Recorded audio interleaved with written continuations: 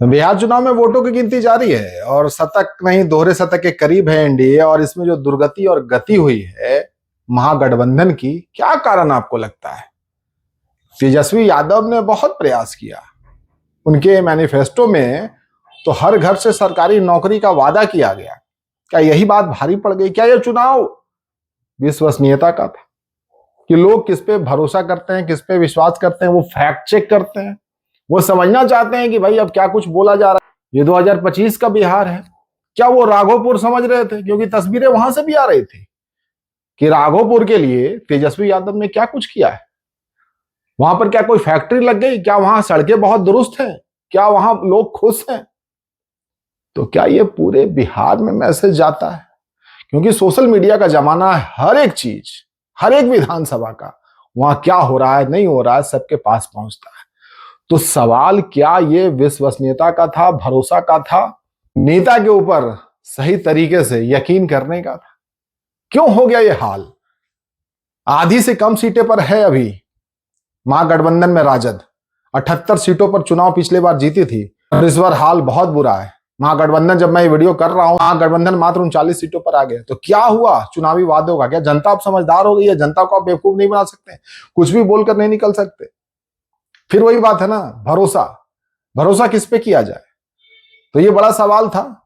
ऐसा नहीं है कि एनडीए की तरफ से बातें नहीं की गई, वहां से भी कहा गया कि 1 करोड़ रोजगार नौकरी देंगे। ये बातें 2 करोड़ सरकारी नौकरी देंगे, ये भारी पड़ गई।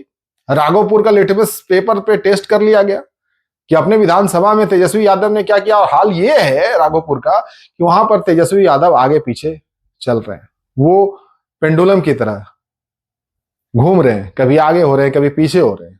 तो ये हाल कैसे हो गया?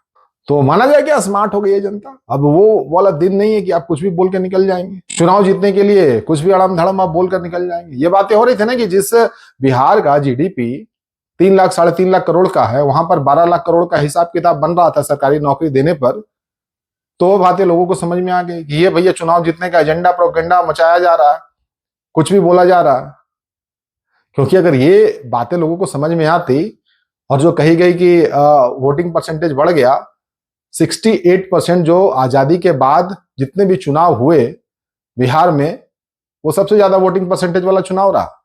महिलाओं की भागीदारी 71% रही, पुरुषों से 9% ज्यादा रही। तो इसके मायने क्या थे? इसके मायने बिल्कुल ये नहीं थे कि वो तेजस्वी यादव के लिए निकल रहे थे। वो इसलिए निकल रहे थे कि नीतीश कुमार को रोकना था, उनको फिर से सत्ता की चाबी देनी थी। और यही सवाल विश्वसनीयता का था, भरोसा का था। उम्मीद की थी कि बिहार फिर से भरोसा नीतीश कुमार पर कर रही थी। जो रुझान अभी फिलहाल बता रहे हैं, उस रुझान के हिसाब से इस वीडियो को हम कर रहे हैं। अब अगर यही रुझान कन्वर्ट हो जाते हैं तो मानकर चलिए कि इसी तरीके की बातें कहीं ना कहीं बिहार में लोगों को समझ में आई और इसी तरीके से लोगों ने समझा। वो व्यक्ति जब पूरे बिहार को चलाने की बात कर रहे हैं, पूरे बिहार में रोजगार देने की बात कर रहे हैं, हर घर से सरकारी नौकरी देने का वादा कर रहे हैं, तो राघोपुर का विकास कितना हुआ? फिर राघोपुर में आगे पीछे का ये जो खेल चल रहा, चुनाव में हार जीत अलग मामला है, कोई भी हारता है, कोई भी जीतता है, लेकिन ये मामला उससे कहीं ज्यादा था।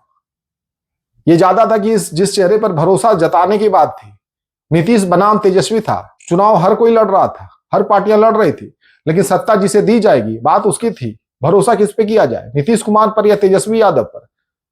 उस अनुभवी व्यक्ति पर भरोसा किया जाए जो बिहार की सत्ता को 2 दशकों से चला रहा है, या फिर तेज तरार जोशीले ऊर्जावान तेजस्वी पे किया जाए?